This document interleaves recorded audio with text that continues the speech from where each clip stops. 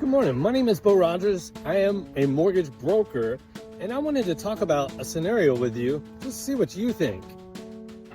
So what happened is I get a call on a Saturday, and they've got a customer that may or may not want to be approved. So I got with the customer same day, got them to fill out a loan application. Sometimes this is better to do it while you're talking to people over the phone so you can ask all the right questions. In this case, it should have been done with me on the phone with them to ask more questions. The people were moving from another state. So one of the main concerns when somebody's moving from another state is their employment status in the state of Texas. So that has to really be clarified. Even when a client tells you, hey, I've already got a job out there, you really need that letter saying that they have a job here, how many hours they're gonna work, and how much they're gonna make. Don't ever assume from what they say. Make sure to get that letter because the customer had told me that they were gonna be full-time employed here at such and such amount an hour.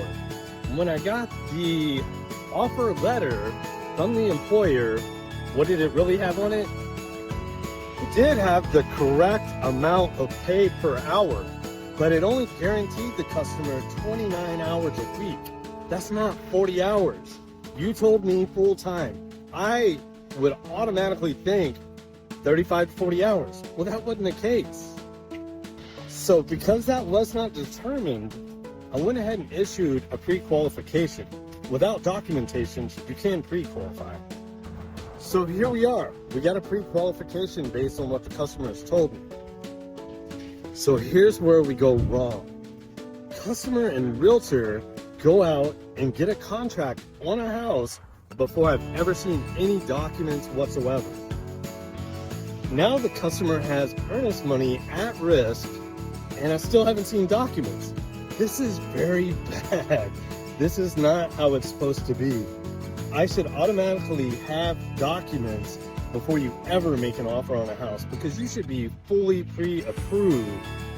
That means with documents before you ever write an offer.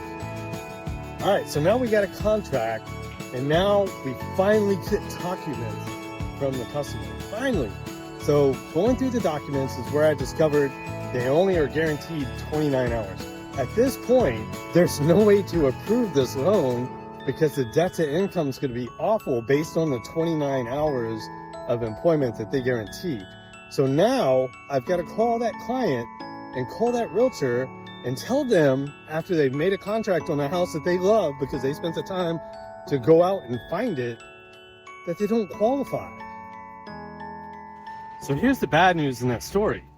That client has now wasted hours of that realtor's time on something that should have been done way before they went out even looking at houses.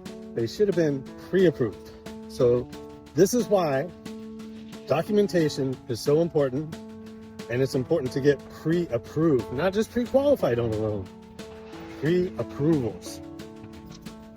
So I hate this because that realtor has never sent me another opportunity, and I feel bad because when they're not sending you opportunities after something like that happens, is you start to think it's your fault.